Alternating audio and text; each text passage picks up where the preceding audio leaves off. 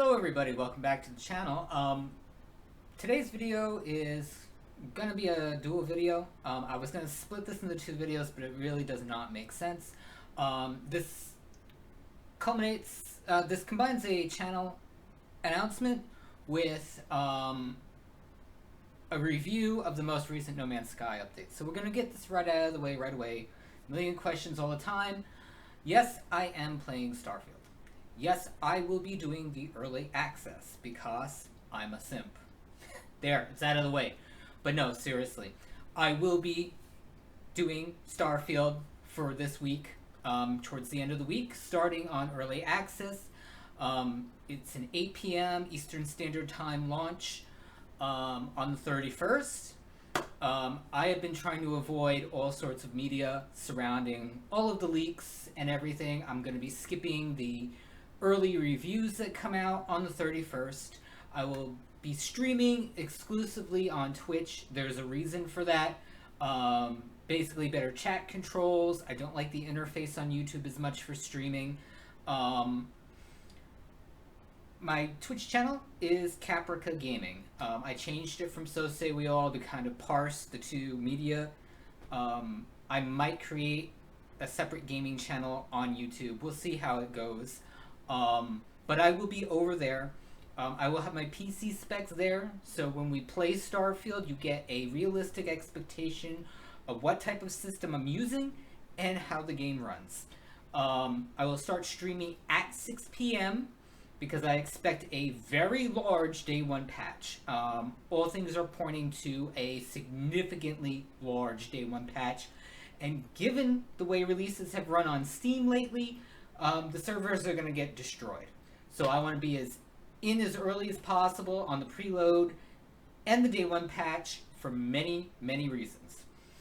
So now we're going to get on to something I didn't want to do because over the last 2 days I've had a lot of frustration that I didn't want to have on one of my final weeks of vacation for the year. Yes, I took a week's vacation for Starfield. That's how much of a simp I am. But lo and behold, we got a No Man's Sky anniversary update. Odd timing, kind of pitting yourself against what is arguably the largest game release in years, but Sean Murray doesn't care about that, or at least so I thought. And I'm going to go into this.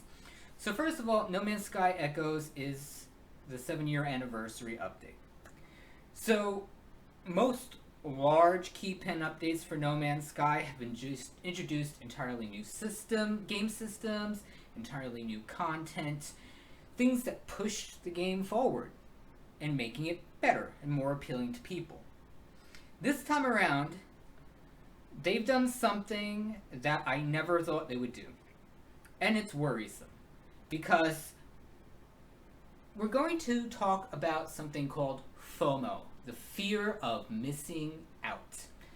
Games do this all the time, be it custom skins, unique content, quest lines, endgame content. It's the idea that you constantly keep people playing because they're fearing that they're missing out, that's something else that everybody else is going to get access to if they don't play all the time.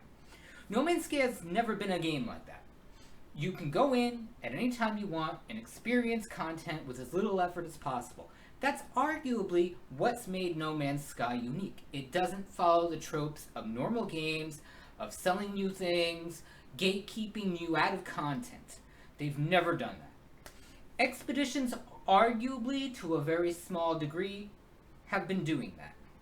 But they give you opportunities to redo expeditions that you missed at the end of every year. So, if over the course of 12 months you've somehow missed out on content in No Man's Sky, there's really no excuse for it. And what you're missing out on doesn't affect your gameplay. There is no end game for No Man's Sky. So lo and behold, I loaded up Echoes on Tuesday, and I figured, hey, I'm going to have a great time. I'm going to go in, I'm going to experience all this new content with the autophage, the staff multi-tool, the really cool customizations. With every update that we've had, The update starts with an initial quest that usually pops within the first hour of you playing the game. And you get set on a very simplistic quest line that delivers you lore, delivers you content. It gives you access to the new things that they put in the game, be it multi-tools, skins, ships, procedural generation adjustments. You were never roadblocked by how much content you completed before. 1 hour in, the new quest doesn't pop. 2 hours in, the new quest doesn't pop. 3 hours in, 4, 5. I sat there for 6 hours playing this game. So I thought, well, this save I used with bugs. I'll go back to my legacy save. My legacy save has over 1,000 hours on it. I have completed absolutely everything in the game that you can do. 1 hour goes by, nothing pops. 2 hours go by, nothing pops. It's now 11 p.m. I stopped. I said, you know what? Unfortunately, it's an anniversary update, and it launched with bugs. We were seeing other bugs in the game, like the ability to destroy player freighters that completely corrupted your game save. So I said, you know what? I'm being hyperbolic. I'm going to stop. I'm going to take a step back. Going to enjoy part of my vacation at 11 o'clock at night and just chill. I come back the next day, and I'm seeing all these posts about, oh my god, this content is now gated behind a secret quest where if you haven't been playing the game since launch, you're probably not going to experience the autophage content. I'm sitting here going, wait, what? Hello Games has never done this before. You have never been gate kept out of content based on what you're doing. Now I'm going to be clear with everybody here. This is still speculation because I actually looked at everything I did on my legacy save. I said, you know what? Maybe there's that slight possibility that I sidestepped a quest or thought the quest was meaningless and didn't really do it. No! I did the Artemis Pass, the Atlas Path. I did all of the settlement questing. Still didn't pop. But then I see people saying, well, no, I followed these things and it worked. So, begrudgingly, I said, you know what? Here's what we're going to do. It's not entertaining content to do this online and watch people get frustrated when something doesn't work. So, I took a fresh save, and I spent 12 hours doing the recommended path lines. The Purge, a Trace of Metal, and the Artemis quest line. I figured, hey, you know what? Maybe because I'm just frustrated, maybe I just need to be objective, sit down and do this. The quest still did not pop. I am tired of people telling me that this is some sort of gate-kept in-game content. It's not. This is bugged. And the fact that there's been absolutely no acknowledgement from Hello Games about this is frustrating. Because this update was coupled with Twitch drops. It drew a lot of eyes to the game, and you had hundreds of content creators literally tearing their hair out, ruining their content because they couldn't access stuff because this is bugged. I'm sorry. You can argue with me all you want that just because it popped for you, this isn't bugged. This is bugged content. And there are a number of other things inside this update that are bugged. Now, I'm not going to turn this into a shit on Hello Games video. I'm not. The stuff that's in this update is fucking amazing. And yes, I waited to curse until I was further in the video. This is why. For the longest time, one of the things I've been asking for is some degree of NPC threat that is significant. Something outside of the Sentinels. The pirate freighters are fucking amazing. You get a Star Wars vibe to it. You get a quasi Battlestar Galactica vibe to it. The missile frigates are fucking cool. It makes combat so much more engaging in the game, and I didn't really think I wanted this much combat in the game. It makes it compelling, and the fact that you can actually fight on the side of a pirate faction is what I wanted. It's what I wanted. It's a faction that I wanted. Now, how meaningful this is going to be, who knows? Factions have never really mattered that much in the game. Reputation with them, really doesn't matter. But it's a cool aspect. So now we'll get on to the autophage content. So, This feels like a lazy implementation to some degree, especially in terms of the lore. The lore has never been great. It's never been delivered functionally in a way that is compelling in the game. Arguably, and I still fight for this, I think voiced quests in the game would be great. Even if it's just tied to a specific story mode, that makes you more invested. Because the lore is there. It is adult. It is compelling. But if you're somebody that doesn't absorb media on a text-based level, it's not compelling. And you kind of tune out because it's delivered through a number of, maybe mediocre quests, and you don't get involved in it. So, the autophage lore is compelling. Especially since it's tied to the Korvax, a race that I think is really cool, a race that I play as regularly. The autophage content, the customization system, gives me a huge amount of hope of what they can do in the game. And I'll explain to you why. When they introduced the Sentinel player ships and the procedural generation tied to it, I was one of the first people that said, hey, I'm looking at this and I see the modularity. And I see exactly what other games have done, where you have a foundation and you apply parts to it. And those parts can be interchanged on a whim. And it creates a great loot hunt and a trade system amongst players. It's rudimentary in its form, but it's fucking fun. And this is something that No Man's Sky has been missing. Yes, the hunt for procedural ships is okay, it's cool. But once you found what you're looking for, it's kind of like, I can't do anything with it. I can't paint it. I cannot customize it. I can't change off parts that maybe visually I don't like, even though I like the actual ship that I have. Well, now we see how multi-tools are pieced as a staff with interchangeable parts, but you still have, what is it? A multi-tool.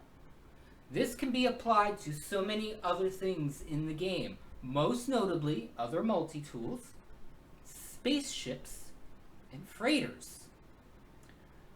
Modularity is the simplest form to do this. You can create an infinite amount of interchangeable parts. You can create a loot hunt. You can bury the loot hunt in different systems in the game, creating an endless amount of in-game content without having to gatekeep it away from people. And this is the one thing I'm worried about, because they're working on a new IP. They've said this numerous times. All things are pointing to a Q4 this year or a Q1 next year reveal. If they are starting to become accepting of FOMO implementations in their games, where does it end? Because they've claimed in the past they're 100% against loot crates and cash shop items and paid DLC. But they've been slowly and quietly implementing FOMO into their game. Please don't do this. And I know, a lot of people are going to say, well, maybe you're being hyperbolic. You already acknowledged that the quest gatekeeping might be a bug. But I'm also acknowledging that it might not be. And again, this degree of speculation comes because Hello Games is bad at communication. They always have been, and I understand why. After all the things that they've gone through, the fact that Sean Murray is not a PR person and he detests that level of game development, I understand it. But if you're going to be selling a game to millions of people, if you're going to be encouraging new eyes on the game constantly, the very least you can do is acknowledge whether or not something is a bug or a feature. It's that simple. And after 7 years, that's the least that a player could expect from you. Now again, I am not shitting on this update. This update is the best update we've had since Origins. I agree with Captain Steven on that.